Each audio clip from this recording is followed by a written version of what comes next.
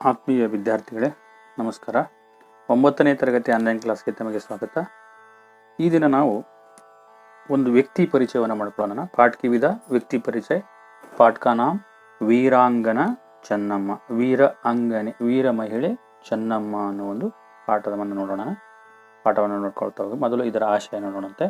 आशय: छात्र कर्नाटक की वीर महिला चन्नम्मा की देशभक्ति का परिचय प्राप्त करते हैं. ಈ ಪಾಠದ ಮೂಲಕ ವಿದ್ಯಾರ್ಥಿಗಳು ಕರ್ನಾಟಕದ ವೀರ ಮಹಿಳೆಯಾದಂತಹ ಚೆನ್ನಮ್ಮಳ ಒಂದು ದೇಶಭಕ್ತಿಯ ಒಂದು ಪರಿಚಯವನ್ನ ಮಾಡ್ಕೊಳ್ತಾರೆ. ಕರ್ನಾಟಕಕ್ಕೆ ವೀರ ಮಹಿಳಾತಿ ಚೆನ್ನಮ್ಮ. ಕರ್ನಾಟಕದ ವೀರ ಮಹಿಳೆ ಯಾರಪ್ಪ ಅಂದ್ರೆ ಚೆನ್ನಮ್ಮ. अंग्रेजों की अनेक कोशिशों के बाद भी ಕಿತ್ತೂರು ಕೋ ಚೆನ್ನಮ್ಮ ನೆ ಬಚಾಯ. ಬ್ರಿಟಿಷರ ಅನೇಕ ಪ್ರಯತ್ನಗಳ ನಂತರವೂ ಕೂಡ ಕಿತ್ತೂರನ್ನ ಉಳಿಸಿದಂಥವ್ರು ಯಾರಪ್ಪ ಅಂದ್ರೆ ಚೆನ್ನಮ್ಮ. ಲೇಕಿನ್ ಚೆನ್ನಮ್ಮ ಕಿ ಬಂದಿ ಬನ್ ಜಾನೆ ಕೆ ಕಾರಣ ಕಿತ್ತೂರು ಅಂಗ್ರೇಜೋಂ ಕೆ ವಶ ಮೇ ಗಯಾ. ಆದರೆ ಚೆನ್ನಮ್ಮಳನ್ನ ಬಂಧಿಸಿದ ಕಾರಣದ ನಂತರ ಕಿತ್ತೂರು ಬ್ರಿಟಿಷರ ವಶವಾಯಿತು ಅಂತ. ಚೆನ್ನಮ್ಮ ಜೈಸಿ ವೀರ ಮಹಿಳಾ ಕೆ ಕಾರಣ ಕರ್ನಾಟಕ ಗರ್ವ ಕಾ ಅನುಭವ ಕರ್ತಾ ಹೈ. ಇವತ್ತು ಕರ್ನಾಟಕ ಚೆನ್ನಮ್ಮಳಂತಹ ವೀರ ಮಹಿಳೆಯನ್ನ ಪಡೆದುಬಿಟ್ಟು ಆ ವೀರ ಮಹಿಳೆಯ ಕಾರಣದಿಂದಾಗಿ ಇವತ್ತು ಹೆಮ್ಮೆಯ ಒಂದು ಅನುಭವವನ್ನ ಮಾಡ್ಕೊಳ್ಳುತ್ತೆ ಅಂತ. ಇದೇ ನೋಡ್ತಾ ಹೋಗೋಣ. ಪಾಠ ನಾಮ್ ವೀರಾಂಗನ ಚೆನ್ನಮ್ಮ. ವೀರ ಮಹಿಳೆ ಚೆನ್ನಮ್ಮ ಅಂತ ಹೇಳ್ಬಿಟ್ಟು ನೋಡ್ಕೊಳ್ಳಿ. 19वीं शताब्दी में सत्ता लोलुप अंग्रेजों को नाको चने चबाने वाली सर्वप्रथम भारतीय वीरांगना ಚೆನ್ನಮ್ಮ थी. 19ನೇ ಶತಮಾನದಲ್ಲಿ ಸತ್ತಾಲೋಲುಪ ಅಂದ್ರೆ ಅಧಿಕಾರದ ಆಸೆಯನ್ನು ಹೊತ್ತು ಬಂದಂತಹ ಬ್ರಿಟಿಷರಿಗೆ ಸೋಲನ್ನ ತೋರಿಸ್ಕೊಟ್ಟಂತವಳು ಯಾರಪ್ಪ ಅಂದ್ರೆ ಮೊಟ್ಟ ಮೊದಲ ವೀರ ಮಹಿಳೆ ಯಾರಪ್ಪ ಅಂದ್ರೆ ವೀರ ಮಹಿಳೆ ಚೆನ್ನಮ್ಮ ಅಂತ. ಚೆನ್ನಮ್ಮ का जन्म ಕಾಕತೀಯ ವಂಶ में सन 1778 में हुआ था. ಇಂಥ ವೀರ ಮಹಿಳೆಯಾದಂತಹ ಚೆನ್ನಮ್ಮಳ ಜನನ ಕಾಕತೀಯ ವಂಶದಲ್ಲಿ 1778 ಇಸ್ವಿಯಲ್ಲಿ ಆಯಿತು ಅಂತ. उनके पिता का नाम धूलप्पा देसाई और माता का नाम ಪದ್ಮಾವತಿ था. ಇಂಥ ವೀರ ಮಹಿಳೆಯ ತಂದೆಯ ಹೆಸರೇನಪ್ಪ ಅಂದ್ರೆ ಧೂಲಪ್ಪ ದೇಸಾಯಿ ಮತ್ತು ತಾಯಿಯ ಹೆಸರು ಪದ್ಮಾವತಿ ಆಗಿತ್ತು. ಏಕ್ ತೋ ಇಕಲೌತಿ ಫಿರ್ ರೂಪವತಿ ಅವ್ರ ಸ್ವಸ್ಥ. ಒಬ್ಬಳೇ ಮಗಳು, ಸುಂದರವಾದಂಥವಳು ಮತ್ತು ಆರೋಗ್ಯಪೂರ್ಣವಾದಂಥ ಮಗಳಾಗಿದ್ಲು. ಚೆನ್ನಮ್ಮ ಶಬ್ದಕ್ಕೆ ಅರ್ಥ ಹಿ ಹೈ ಸುಂದರ ಕನ್ಯಾ. ಅದರಲ್ಲೂ ಚೆನ್ನಮ್ಮ ಅನ್ನೋದು ಕನ್ನಡ ಶಬ್ದದ ಅರ್ಥ. ಇದರ ಚೆನ್ನಮ್ಮ ಶಬ್ದದ ಅರ್ಥವೇ ಸುಂದರ ಕನ್ಯೆ ಅಂತ. ಸುಂದರವಾದಂತ ಕನ್ಯೆನ ಅರ್ಥ ಬರುತ್ತೆ ಚೆನ್ನಮ್ಮ ಅಂತ ಹೇಳಿ. ಉನ್ಕಿ ಶಿಕ್ಷಾ ದೀಕ್ಷಾ ರಾಜಕುಲಕ್ಕೆ ಅನುರೂಪಿ ಹುಯಿ. ಮತ್ತೆ ಇವಳ ಶಿಕ್ಷಣ ದೀಕ್ಷೆ ನಡೆಯುವಂಥದ್ದೆಲ್ಲ ರಾಜಕುಲದ ಅನುರೂಪವೇ ಆಯ್ತು ಅಂತ. घुड़सवारी शास्त्रास्त्रों का अभ्यास आखेट आदि युद्ध कलाएं उन्हें अपने वीर पिता से उत्तराधिकारी के रूप में मिली थी. ಕುದುರೆ ಸವಾರಿ ಮಾಡೋದು, ಶಸ್ತ್ರಾಸ್ತ್ರಗಳ ಅಭ್ಯಾಸ ಮಾಡುವುದು, ಆಖೇಟ್ ಅಂದ್ರೆ ಬಿಲ್ಲು ಬಾಳಗಳನ್ನ, ಈ ರೀತಿಯ ಯುದ್ಧ ಕಲೆಗಳನ್ನ ತನ್ನ ತಂದೆಯಿಂದ ಬಂದಂತಹ ಉತ್ತರಾಧಿಕಾರದ ರೂಪದಲ್ಲಿ ಬಂದಂತವೆಲ್ಲವೂ ಸಿಕ್ಕಿದ್ವು ಅವಳಿಗೆ ಅಂತ. ಇದನ್ನೆಲ್ಲವೂ ಕೂಡ ಅವಳು ಅಭ್ಯಾಸ ಮಾಡಿದ್ಲು. अपने जंगम गुरु के सामीप्य में उन्होंने उर्दू, मराठी और संस्कृत ಭಾಷಾओं का अध्ययन किया. ತಮ್ಮ ಜಂಗಮ ಗುರುಗಳಾದಂತಹ ಅವರ ಹತ್ತಿರದಿಂದ ಉರ್ದು, ಮರಾಠಿ ಮತ್ತು ಸಂಸ್ಕೃತ ಭಾಷೆಗಳನ್ನ ಕೂಡ ಅಧ್ಯಯನ ಮಾಡಿದ್ಲು.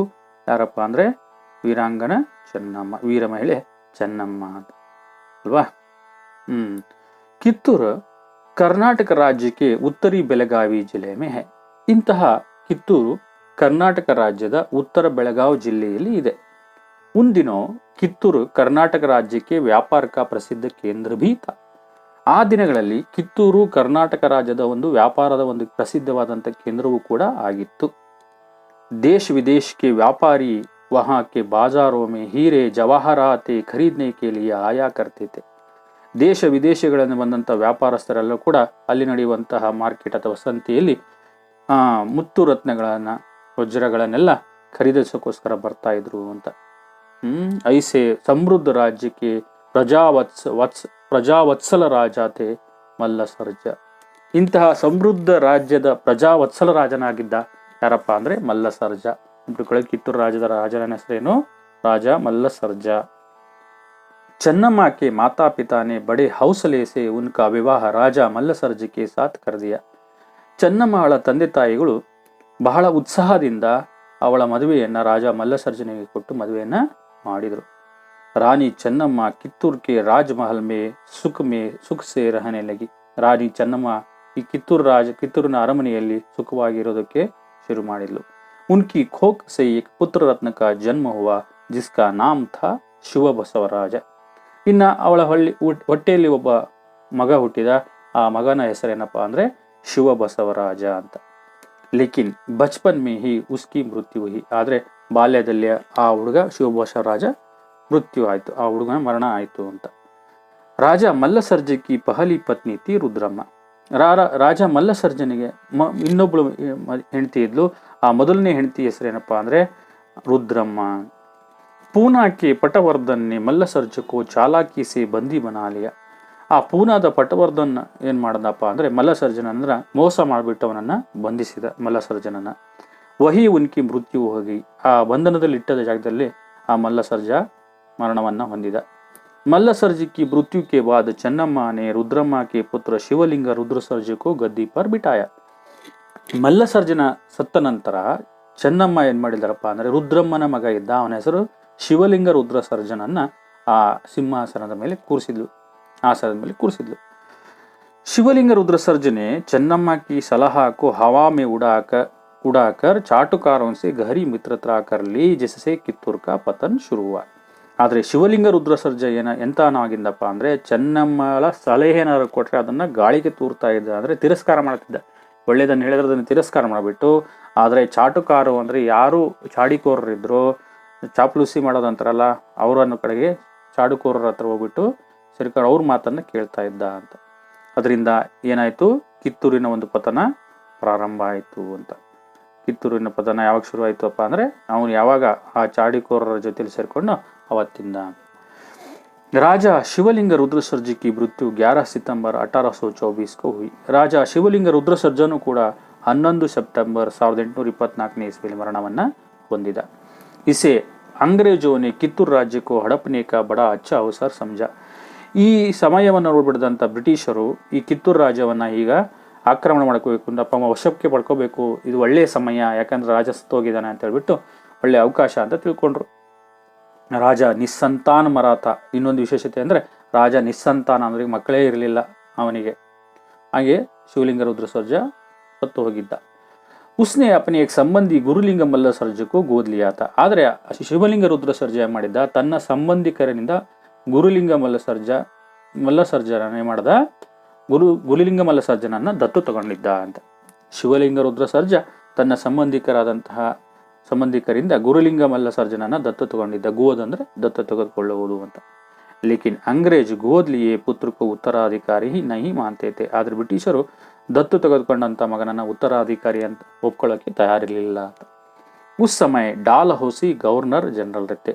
ಆ ಸಮಯದಲ್ಲಿ ಆ ಗವರ್ನರ್ ಜನರಲ್ ಯಾರಾಗಿದ್ರಪ್ಪ ಅಂದ್ರೆ ಡಾಲ್ ಹೌಸಿ ಆಗಿದ್ದ. ಅದಕ್ಕೆ ದತ್ತು ಮಕ್ಕಳಿಗೆ ಹಕ್ಕಿಲ್ಲ ಎಂಬ ನೀತಿಯನ್ನು ಜಾರಿ ತಂದವರು ಯಾರಪ್ಪ ಅಂದ್ರೆ ಲಾರ್ಡ್ ಡಾಲ್ ಹೌಸಿ ಅಂತ ಕರಿತೀವಲ್ಲ, ಆ ಸಮಯದಲ್ಲಿ. ऐसे अवसर पर रानी ಚೆನ್ನಮ್ಮ ने कित्तूर राज्य को संभाल कर रक्षा करने की कसम खाई. ಇಂಥ ಸಮಯದಲ್ಲಿ ರಾಣಿ ಚೆನ್ನಮ್ಮ ಕಿತ್ತೂರು ರಾಜ್ಯವನ್ನ ಸಂಭಾಳಿಸ್ಕೊಂಡ್ಬಿಟ್ಟು ಚೆನ್ನಾಗಿ ನೋಡ್ಕೊಳ್ತೀನಿ ಅಂತ ಹೇಳ್ಬಿಟ್ಟು ಒಂದು ಪ್ರಮಾಣವನ್ನ ಮಾಡಿದ್ಲು. कित्तूर राज्य में अंग्रेजी सैनिकों के प्रवेश से रानी ಚೆನ್ನಮ್ಮ का रक्त खौल उठा, लेकिन उस समय वे कुछ नहीं कर सकी. ಕಿತ್ತೂರು ರಾಜ್ಯದಲ್ಲಿ ಬ್ರಿಟಿಷ್ ಸೈನಿಕರ ಒಂದು ಪ್ರವೇಶ ಆಗಿದ್ದನ್ನ ನೋಡಿದಂತ ಚೆನ್ನಮ್ಮಳ ರಕ್ತ ಕುದಿಯೋಕೆ ಶುರುವಾಯಿತು. ಆದ್ರೆ ಆ ಸಮಯದಲ್ಲಿ ಅವಳು ಏನು ಮಾಡಕ್ಕೂ ಆಗಲಿಲ್ಲ. अंग्रेजों से लोहा लेने के लिए उन्होंने भीतर तैयारी आरंभ कर दी. ಬ್ರಿಟಿಷರ ವಿರುದ್ಧ ಲೋಹಾಲೇನ ಅಂದ್ರೆ ಯುದ್ಧ ಮಾಡೋದು ಅಂತ ಕರೀತಾರೆ. ಆ ಬ್ರಿಟಿಷರ ವಿರುದ್ಧ ಯುದ್ಧ ಮಾಡೋಕ್ಕೋಸ್ಕರನೇ ಒಳಗಿಂದ ಒಳಗೆ ತಯಾರಿ ಪ್ರಾರಂಭ ಮಾಡಿದ್ಲು. ಥೈಕ್ರೇನೆ ರಾಣಿ ಚೆನ್ನಮ್ಮకు ಭಾಂತಿ ಸಂದೇಶ ಬೇಜೆ. ಆ ಸಮಯದಲ್ಲಿ ಥೈಕ್ರೆ ಕೂಡ ರಾಣಿ ಚೆನ್ನಮ್ಮಳಿಗೆ ವಿವಿಧ ರೀತಿಯ ಒಂದು ಸಂದೇಶವನ್ನ ಕಳಿಸಿದ. ಮಗರ್ ರಾಣಿ ಅಪನಿ ಸ್ವಾಧೀನತಾ ಕಾ ಸೌದಾ ಕರ್ನೆ ಪರ್ ರಾಜಿ ನಾ ಹುಯಿ. ಆದರೆ ರಾಣಿ ಮಾತ್ರ ತಮ್ಮ ಸ್ವತಂತ್ರವನ್ನು ಮಾರ್ಕೊಳ್ಳುವಂತ ಒಂದು ಪರಿಸ್ಥಿತಿಯಲ್ಲಿ ಇರಲಿಲ್ಲ, ಅದಕ್ಕೆ ಒಪ್ಕೊಳ್ಳಿಲ್ಲ ಅವಳು. ಇಸಿ ಸಮಯ ಥೈಕ್ರೆ ಕೋ ಕಿತ್ತೂರು ರಾಜ್ಯಕ್ಕೆ ಯಲ್ಲಪ್ಪ ಶೆಟ್ಟಿ और ವೆಂಕಟರಾವ್ ನಾಮಕ್ ದೇಶದ್ರೋಹಿ ಮಿಲ್ಗಯೆ. ಇದೇ ಸಮಯಕ್ಕೆ ಸರಿಯಾಗಿ ಆ ಥೈಕ್ರೆಗೆ ಕಿತ್ತೂರು ರಾಜ್ಯದ ಇಬ್ಬರು ದೇಶದ್ರೋಹಿಗಳು ಸಿಕ್ಕರು. ಅವರ ಹೆಸರೇನಪ್ಪ ಅಂದ್ರೆ ಯಲ್ಲಪ್ಪ ಶೆಟ್ಟಿ ಮತ್ತು ವೆಂಕಟರಾವ್. वे कित्तूर का नमक खाकर कित्तूर की जड़ खोदने में लगे थे. ಅವ್ರು ಎಂತವರಾಗಿದ್ರಪ್ಪ ಅಂದ್ರೆ ಕಿತ್ತೂರಿನಲ್ಲಿ ನಮಕ್ ಹಾಕರ್, ಅಲ್ಲಿಯ ಕಿತ್ತೂರಿನ ಉಪ್ಪನ್ನು ತಿಂದ್ಬಿಟ್ಟು ಕಿತ್ತೂರಿನ ವಿರುದ್ಧವೇ ಕಿತ್ತೂರನ್ನೇ ನಾಶ ಮಾಡೋಕ್ಕೋಸ್ಕರ ಹೊರಟಿದ್ದಂಥವ್ರು ಇಬ್ಬರು ಯಲ್ಲಪ್ಪ ಶೆಟ್ಟಿ ಮತ್ತು ವೆಂಕಟರಾವ್ ಎಂಬ ದೇಶದ್ರೋಹಿಗಳು. ಅದನ್ನ ಹೇಳ್ತಾರೆ, ಥೈಕರೆ ने उन्हें ಕಿತ್ತೂರ್ का आधा आधा राज्य सौंप देने की लालच दिखाई. ಆ ಯಲ್ಲಪ್ಪ ಶೆಟ್ಟಿ ಮತ್ತು ವೆಂಕಟರಾವ್ ಅವರಿಗೆ ಥೈಕ್ರೆ ಕಿತ್ತೂರು ರಾಜ್ಯವನ್ನು ಗೆದ್ದ ನಂತರ ಅರ್ಧ ರಾಜ್ಯವನ್ನ ನಿನಗೆ ಅರ್ಧ ಕೊಡ್ತೀವಿ ಅಂತೇಳಿ ಆಸೆಯನ್ನ ತೋರಿಸಿದ್ರು. ಬದಲೇ ಮೇವೆ ಕಿತ್ತೂರ್ ಕಿ ಸಭಿ ಭೇದ ಕೋಲ್ನೆ ಅವ್ರ ಬರ್ಸಕ್ ಸಹಾಯತಾ ದೇನೆಕೋ ತಯಾರವಾಗವೆ. ಯಾವಾಗ ಅರ್ಧ ರಾಜ್ಯ ಕೊಡ್ತೀವಿ ಅಂತ ಹೇಳಿದ್ರು, ಆಗ ಇಬ್ರು ಸೇರ್ಕೊಂಡ್ಬಿಟ್ಟು ಆ ಕಿತ್ತೂರಿನಲ್ಲಿರುವಂತಹ ಎಲ್ಲ ರಹಸ್ಯವನ್ನ ಹೇಳೋದು ಮತ್ತು ನಿಮಗೆ ಸರಿಯಾಗಿ ಸಹಾಯವನ್ನ ಮಾಡ್ತೀವಿ ಅಂತ ಹೇಳ್ಬಿಟ್ಟು ಸಾಧ್ಯವಷ್ಟು ಸಹಾಯ ಮಾಡ್ತೀವಿ ಅಂತ ಹೇಳ್ಬಿಟ್ಟು ಇಬ್ರು ತಯಾರಾದ್ರು. ಕಿತ್ತೂರು ಥೈಕ್ರೆ ಕಡೆ ಸೇರ್ಕೊಂಡ್ರು, ಇಬ್ರು ಸೇರ್ಕೊಂಡು. बदले में भी आयतला दोनों ने कित्तूर का शासन भार संभालने का परवाना लेकर ಚೆನ್ನಮ್ಮ को दिया. ಆ ಇಬ್ರು ಒಯ್ದ್ಬಿಟ್ಟು ಆ ಠಾಕ್ರೆ ಕಡೆಗಿಂದ ಬಂದ ಶಾಸನ ಭಾರವನ್ನ ಆ ಇಬ್ರು ಸಂಭಾಳಿಸ್ತೀವಿ ಅಂತ ಹೇಳ್ಬಿಟ್ಟು ಒಂದು ಪತ್ರವನ್ನು ತೆಗೆದುಕೊಂಡು ಹೋದ್ರು, ಬಿಟ್ಕೊಡ್ರಿ ಅಂತ. उसे पढ़ते ही ಚೆನ್ನಮ್ಮ ने ಥೈಕ್ರೆ का पत्र टुकड़े टुकड़े करते हुए कहा. ಆ ಪತ್ರವನ್ನ ಓದ್ತಾ ಇದ್ದಾಗಲೇ ಚೆನ್ನಮ್ಮ ಆ ಪತ್ರವನ್ನೇ ಚೂರನ್ನಾಗಿ ಹರಿದಾಕಿದ್ಲು. ಹೇಳಿದ್ಲು, हमने गोद लेकर अंग्रेजों के विरुद्ध कोई षड्यंत्र नहीं रचा है. ನಾವು ದತ್ತು ತೆಗೆದುಕೊಂಡ್ಬಿಟ್ಟು ಬ್ರಿಟಿಷರ ವಿರುದ್ಧ ಯಾವುದೇ ಒಂದು ಷಡ್ಯಂತ್ರವನ್ನ ಮಾಡಿಲ್ಲ, ಮೋಸ ಮಾಡಿಲ್ಲ. ಗೋದ್ ಲೇನಾ ಹಮಾರ ಅಧಿಕಾರ ಹೈ. ದತ್ತು ತೆಗೆದುಕೊಳ್ಳುವುದು ನಮ್ಮ ಅಧಿಕಾರ. ಇಸೆ ಥೈಕ್ರೆ ನಹಿ ರೋಕ್ ಸಕ್ತಾ. ಇದನ್ನ ಥೈಕ್ರೆ ನಿಲ್ಲಿಸಕ್ಕೆ ಸಾಧ್ಯ ಇಲ್ಲ. ಹಮಾರೆ ಘರೇಲು ಮಾಮಲೋ ಮೇ ಬೋಲ್ನೆ ವಾಲಾ ವಹ ಹೈ ಹಿ ಕೌನ್. ಹೇಳಿ, ನಮ್ಮ ಮನೆತನದ ವಿಷಯದಲ್ಲಿ ಮಾತನಾಡುವಂತದಕ್ಕೆ ಅವನು ಯಾರು ಅಂತ ಹೇಳಿ ಪ್ರಶ್ನೆಯನ್ನ ಮಾಡಿಲ್ಲ. ಕಿತ್ತೂರು ಸ್ವತಂತ್ರ ರಾಜ್ಯ ಹೈ और तब तक रहेगा जब तक मेरे शरीर में प्राण है. ಮತ್ತು ಕಿತ್ತೂರು ಒಂದು ಸ್ವತಂತ್ರ ರಾಜ್ಯವಾಗಿದೆ ಮತ್ತು ಎಲ್ಲಿವರೆಗೆ ನನ್ನ ಪ್ರಾಣ ಇರುತ್ತೋ, ಎಲ್ಲಿವರೆಗೆ ನನ್ನ ಶರೀರದಲ್ಲಿ ಪ್ರಾಣ ಇರುತ್ತೋ ಅಲ್ಲಿವರೆಗೆ ಅದು ಸಾಧ್ಯನೇ ಇರೋದಿಲ್ಲ, ಅಲ್ಲಿವರೆಗೆ ಸ್ವತಂತ್ರವಾಗೇ ಇರುತ್ತೆ ಕಿತ್ತೂರು ಅಂತ. यह फटकार सुनते ही दोनों देशद्रोही अपना समूह लेकर चले गए. ಈ ಜೋರಾಗಿ ಮಾತಾಡದಂತ ಫಟ್ಕಾರ ಅಂದ್ರೆ ಬೈಗಳನ್ನ ಕೇಳದಂತ ದೇಶದ್ರೋಹಿಗಳು ಇಬ್ರು ಸೋತು ತಮ್ಮ ಮುಖವನ್ನು ಮಾಡಿಕೊಂಡು ಅಲ್ಲಿಂದ ಹೊರಟೋದ್ರು, ಅವಮಾನಗೊಂಡು ಹೊರಟೋದ್ರು. पर वे चुपचाप नहीं बैठे. ಓದಂತವರು ಸುಮ್ಮನೆ ಕೂರ್ಲಿಲ್ಲ. ಕಿತ್ತೂರು में गुरु सिद्धप्पा जैसे कुशल दीवान और बालಣ್ಣ, रायಣ್ಣ, गजवीर और चन्नबसप्पा जैसे वीर योद्धा भी थे जिनके रहते ಕಿತ್ತೂರು के लिए कोई खतरा ना था. ಒಂದು ಕಡೆ ಗುರುಸಿದ್ದಪ್ಪನಂತಹ ಕುಶಲ ಮಂತ್ರಿ ಇದ್ದ, ದೀವಾನಂದ ಮಂತ್ರಿ ಇದ್ದ, ಜೊತೆಗೆ ಬಾಲಣ್ಣ, ರಾಯಣ್ಣ, ಗಜವೀರ, ಚನ್ನಬಸಪ್ಪರಂತಹ ವೀರ ಯೋಧರ ಕಾರಣದಿಂದಾಗಿ ಆ ಕಿತ್ತೂರಿಗೆ ಯಾವುದೇ ಒಂದು ಅಪಾಯ ಇರಲಿಲ್ಲ. ಖತರ ಅಂದ್ರೆ ಅಪಾಯ ಇರಲಿಲ್ಲ ಅಂತ. ಅಂತಹ ರಾಣಿ ಚೆನ್ನಮ್ಮಳ ಒಂದು ರಾಜ್ಯದಲ್ಲಿ ಅಂತಹ ಮಹಾನ್ ನಾಯಕರು ಇದ್ರು, ಸೈನಿಕರು ಇದ್ರು ಅಂತ. ಕಿತ್ತೂರ್ ಕಿ ಜನತಾ ಅಂಗ್ರೇಜೋನ್ ಕಿ ಚಾಲ್ ಸೆ ಬಲಿ ಭಾಂತಿ ಪರಿಚಿತಿ. ಆ ಕಿತ್ತೂರಿನ ಜನರಿಗೆ ಆ ಬ್ರಿಟಿಷರ ಒಂದು ನಡೆ ಏನು ಅನ್ನೋದು ಬಹಳ ಚೆನ್ನಾಗಿ ಗೊತ್ತಿತ್ತು. ಥೈಕ್ರೆ ಸ್ವಯಂ ಬಡಿ ಸೇನಾ ಲೇಕರ್ ಕಿತ್ತೂರ್ ಆಪ್ ಮುಂಚ. ಥೈಕ್ರೆ ಕೊನೆಗೆ ಸ್ವತಃ ಒಂದು ದೊಡ್ಡ ಸೈನ್ಯವನ್ನು ತೆಗೆದುಕೊಂಡ್ಬಿಟ್ಟು ಕಿತ್ತೂರು ಮೇಲೆ ಬಂದ. ಕಿಂತು ರಾಣಿ ಉಸಿಸೆ ನಹಿ ಡರಿ. ಆದರೆ ರಾಣಿ ಹೆದರಲಿಲ್ಲ. ಥೈಕ್ರೆ ने 500 सिपाहियों के साथ कित्तूर के किले पर चढ़ाई करने की आज्ञा दी.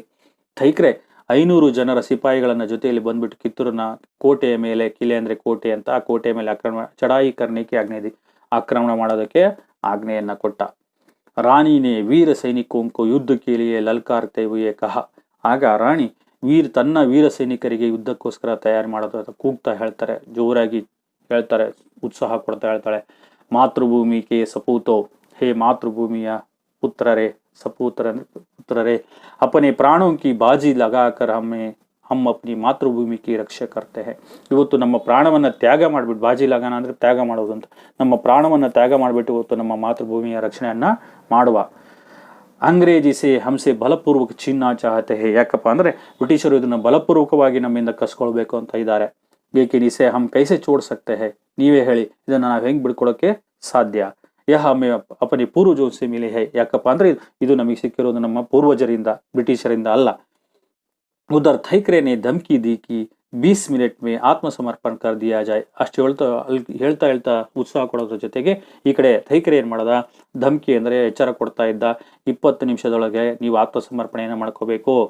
ನಹಿ ತೋ ಕಿಲಾ ತಹಸ್ ನಹಸ್ ಕರ್ ದಿಯಾ ಜಾಯಗ. ಹೇಳ್ದ, 20 ನಿಮಿಷದೊಳಗೆ ನೀವು ನಮಗೆ ಸರೆಂಡರ್ ಆಗಬೇಕು, ಇಲ್ಲ ಅಂದ್ರೆ ನಿಮ್ಮ ಕೋಟೆಯನ್ನ ತಹಸ್ ನಹಸ್ ಕರ್ನ ಅಂದ್ರೆ ನಾಶ ಕರ್ನ ಅಂತಾನೆ, ನಾಶ ಮಾಡ್ಬಿಡ್ತೀವಿ ಅಂತ ಆಜ್ಞೆಯನ್ನು ಮಾಡಿ 20 ನಿಮಿಷವನ್ನ ಟೈಮ್ ಕಂಡು ಕೊಟ್ಟ. कुछ समय बाद मर्दानी वेश में रानी चन्नम्मा शेरनी की भांति अंग्रेजों की सेना पर टूट पड़ी. ಕೆಲವು ಸಮಯದ ನಂತರ ಮರ್ದಾನಿ ವೇಷದಲ್ಲಿ ರಾಣಿ ಚೆನ್ನಮ್ಮ ಏನ್ ಮಾಡಿದ್ಲು, ಆ ಶೇರ್ನಿ ಅಂದ್ರೆ ಸಿಂಹದಂತೆ ಬ್ರಿಟಿಷರ ಒಂದು ಸೈನ್ಯದ ಮೇಲೆ ಆಕ್ರಮಣವನ್ನ ಮಾಡಲಿ. ಟೂಟ್ಪಣ್ಣ ಅಂದ್ರೆ ಆಕ್ರಮಣ ಮಾಡೋದು. ಉನ್ಕಿ ಪೀಛೆ 2000 ಯೋದ್ಧಾತೆ. ಒಂದು ವಿಶೇಷತೆ ಅಂದ್ರೆ ರಾಣಿ ಚೆನ್ನಮ್ಮನ ಜೊತೆಯಲ್ಲಿ 2000 ಸೈನಿಕರು ಇದ್ರು. ಭಯಾನಕವಾದಂತ ಯುದ್ಧವಾಯಿತು. ಅಂಗ್ರೇಜ್ ಉನ್ಕಿ ಸೇನಾ ಇಸ್ ಪ್ರವಾಹಕ್ಕೂ ಸಹ ನಾಸಕಿ. ಆ ಸಮಯದಲ್ಲಿ ಬ್ರಿಟಿಷರ ಸೈನ್ಯ ಈ 2000 ಜನರ ಪ್ರವಾಹವನ್ನು ಸಹಿಸಿಕೊಳ್ಳಕ್ಕೆ ಸಾಧ್ಯ ಆಗಲಿಲ್ಲ. ವಹ ಬಾಕಡಿ ಹುಯಿ ಅವ್ರ ಥೈಕ್ರೆ ಮಾರಾಗಯ. ಅಲ್ಲಿಂದ ಅವ್ರು ಓಡೋದ್ರು. ಥೈಕ್ರೆ ಆ ಯುದ್ಧದಲ್ಲಿ ಮರಣವನ್ನ ಹೊಂದಿದ. ದೇಶದ್ರೋಹಿ ಉಂಕ ಕಾಮ್ ತಮಾಮ್ ಕರ್ ದಿಯಾ ಗಯ. ಕಾಮ್ ತಮಾಮ್ ಕರ್ನ ಅಂದ್ರೆ ಮಾರ್ ಡಾಲ್ನ ಅಂತ. ಆ ದೇಶದ್ರೋಹಿಗಳನ್ನ ಹೊಡೆದಾಕಿದ್ರು. ಬಂದಿ ಗೋರೆ ಅಂಗ್ರೇಜ್ ಅಫ್ಸರೋं के साथ उदारता का व्यवहार किया गया और उन्हें छोड़ दिया गया. ಒಂದು ವಿಶೇಷತೆ ಅಪ್ಪ ಅಂದ್ರೆ ಏನು, ಬ್ರಿಟಿಷರು ಗೋರೆ ಅಂದ್ರೆ ಬ್ರಿಟಿಷರನ್ನು ಯಾರು ಆಫೀಸರ್ಗಳಿದ್ರಲ್ಲ ಅವರನ್ನೆಲ್ಲ ಬಂಧಿಸಿದ್ರಲ್ಲ, ಮತ್ತೆ ಅವರಿಗೆ ಮೇಲೆ ಕರುಣೆಯನ್ನ ತೋರ್ಬಿಟ್ಟು ಅವರಿಗೆ ಮತ್ತೆ ಬಿಟ್ಟಲಾಯ್ತು, ಹೋಗ್ರಿ ನೀವು ಉಳ್ಕೊಳ್ರಿ ಅಂತ ಬಿಟ್ರು. ಲೇಕಿನ್ ಯಹ ವಿಜಯ್ ಬಹುತ್ ದಿನೋं तक नहीं रही. ಆದ್ರೆ ಈ ವಿಜಯ ಬಹಳ ದಿನ ಇರೋದಕ್ಕೆ ಸಾಧ್ಯ ಆಗಲಿಲ್ಲ. ಕುಚ್ ही समय के बाद अंग्रेजों ने ಕಿತ್ತೂರು ರಾಜ್ಯ पर फिर आक्रमण किया. ಮತ್ತು ಕೆಲವು ಸಮಯದ ನಂತರ ಬ್ರಿಟಿಷರು ಮತ್ತೆ ಕಿತ್ತೂರು ರಾಜ್ಯದ ಮೇಲೆ ಮತ್ತೊಂದ್ಸರಿ ಆಕ್ರಮಣವನ್ನ ಮಾಡಿದರು. ಅಬ್ ಅಂಗ್ರೇಜಿ ಸೇನಾ ಅಧಿಕತಿ. ಈಗ ಬ್ರಿಟಿಷರ ಸೈನ್ಯ ಹೆಚ್ಚಾಗಿತ್ತು. ಲೇಕಿನ್ ಕಿತ್ತೂರ್ ಕೆ ವೀರ ಸೈನಿಕೋ ಕೆ ಸಮ್ಮಕು ಉಸೆ ದುಬಾರಾ ಹಾರ್ ಮಾನನಿ ಪಡಿ. ಆದರೆ ಕಿತ್ತೂರಿನ ವೀರ ಸೈನಿಕರ ಎದುರಿಗೆ ಇವರು ಎರಡನೇ ಸಾರಿ ಕೂಡ ಸೋಲನ್ನ ಒಪ್ಕೋಬೇಕಾಯ್ತು. ಇನ್ನೊಮ್ಮೆ ಸೋಲನ್ನ ಒಪ್ಕೋಬೇಕಾಯ್ತು. ಫಿರ್ ಏಕ್ ಬಾರ್ ಅಂಗ್ರೇಜೋನೆ ಸಾರಿ ಶಕ್ತಿ ಲಗಾಕರ್ ಘೇರಾ ಡಾಲ. ಮತ್ತೊಂದ್ಸರಿ ಇನ್ನೊಂದು ಸರಿ ಬ್ರಿಟಿಷರು ತಮ್ಮ ಪೂರ್ಣ ಶಕ್ತಿಯನ್ನು ಹಾಕ್ಬಿಟ್ಟು ಆಕ್ರಮಣವನ್ನ ಮುತ್ತಿಗೆಯನ್ನು ಹಾಕಿದ್ರು ಕಿತ್ತೂರಿನ ಮೇಲೆ. ಇಸ್ ಯುದ್ಧ ಮೇ ರಣಚಂಡಿ ಚೆನ್ನಮ್ಮ ಬಂದಿ ಬನಾಲಿ ಗೈ. ಈ ಯುದ್ಧದಲ್ಲಿ ರಣಚಂಡಿಯಾದಂತ ಚೆನ್ನಮ್ಮಳನ್ನ ಬಂಧಿಸಿದ್ರು. ಅಂಗ್ರೇಜೋನೆ ಕಿತ್ತೂರ್ ಕೋ ಲೂಟ. ಬ್ರಿಟಿಷರು ಆ ಕಿತ್ತೂರನ್ನ ಲೂಟಿ ಹೊಡೆದ್ರು. ವಹಾ ಕುಚ್ ಬಿ ನಾ ಬಚ. ಹೆಂಗ್ ಲೂಟಿ ಹೊಡೆದ್ರಪ್ಪ ಅಂದ್ರೆ ಅಲ್ಲಿ ಏನು ಉಳಿಲೇ ಇಲ್ಲ. ಚೆನ್ನಮ್ಮ ಕು ಬೈಲಹೊಂಗಲ ಹಾಕಿ ದುರ್ಗ ಮೇ ಕಾರಾಗಾರ ಮೇ ಡಾಲ್ ದಿಯಾ ಗಯ. ಆ ಚೆನ್ನಮ್ಮಳನ್ನ ಬೈಲಹೊಂಗಲದಲ್ಲಿರುವಂತಹ ದುರ್ಗ ಅಂದ್ರೆ ಕೋಟೆಯಲ್ಲಿ, ಆ ಕೋಟೆಯಲ್ಲಿರುವಂತಹ ಸೆರೆಮನೆಯಲ್ಲಿ ಹಾಕಲಾಯಿತು, ಬಂಧನದಲ್ಲಿ ಇಟ್ರು. ಬಂದಿ ಗೃಹ ಮೇ ಹಿ 2 फरवरी 1829 को ಚೆನ್ನಮ್ಮ ಕಿ ಜೀವನ ಜ್ಯೋತಿ ಸದಾ ಕೆ ಲಿಯೆ ಬುಜ್ ಗಯಿ. ಅದೇ ಬೈಲಹೊಂಗಲದ ಒಂದು ಸೆರೆಮನೆಯಲ್ಲೇ ಆ ಬಂದಿ ಗೃಹದಲ್ಲಿ 2 ಫೆಬ್ರವರಿ 1829 ಇಸ್ವಿಯಲ್ಲಿ ಚೆನ್ನಮ್ಮಳ ಜೀವನ ಜ್ಯೋತಿ ಆರಿ ಹೋಯಿತು. ಅಂದ್ರೆ ಅಲ್ಲಿ ಮರಣವನ್ನ ಹೊಂದಿದ್ಲು 2 ಫೆಬ್ರವರಿ 1829 ಇಸ್ವಿಯಲ್ಲಿ. यह कर्नाटक जनता के लिए गर्व की बात है कि कर्नाटक की वीरांगना चन्नम्मा ने पहली बार स्वतंत्रता की जो चिंगारी डाली थी, बाद में वह सारे भारत में फैल गई. ಕರ್ನಾಟಕದ ಜನರಿಗೆ ಒಂದು ಹೆಮ್ಮೆಯ ವಿಷಯ ಏನಪ್ಪಾ ಅಂತ ಹೇಳಿದ್ರೆ, ಕರ್ನಾಟಕದ ವೀರ ಮಹಿಳೆಯಾದಂಥ ಚೆನ್ನಮ್ಮಳು ಮೊಟ್ಟ ಮೊದಲು ಬ್ರಿಟಿಷರ ವಿರುದ್ಧ ಸ್ವತಂತ್ರಕ್ಕೋಸ್ಕರ ಒಂದು ಚಿನ್ಗಾರಿ ಅಂದ್ರೆ ಒಂದು ಕಿಡಿಯನ್ನು ಹಾಕಿದ್ದು, ಹೋರಾಟವನ್ನ ಮಾಡಿ ಆ ಕಿಡಿಯೇ ನಂತರ ಇಡೀ ಭಾರತದಲ್ಲಿ ಹಬ್ಬೋಯಿತು. ಒಂದು ಕಿಡಿ ಬೆಂಕಿಯ ರೂಪದಲ್ಲಿ ಇಡೀ ಭಾರತದಲ್ಲೇ ಹಬ್ಬವಾಯಿತು ಅಂತ ಕರೀತಾರೆ. ಮೊಟ್ಟ ಮೊದಲು ಅದಕ್ಕೆ ಕಿಡಿಯನ್ನು ಹಾಕಿದವರು ಯಾರಪ್ಪ ಅಂದ್ರೆ ವೀರಾಂಗನ ಚೆನ್ನಮ್ಮ. ಅರ್ಥ ಆಗಿದೆಯಲ್ವಾ? ನಮಸ್ಕಾರ.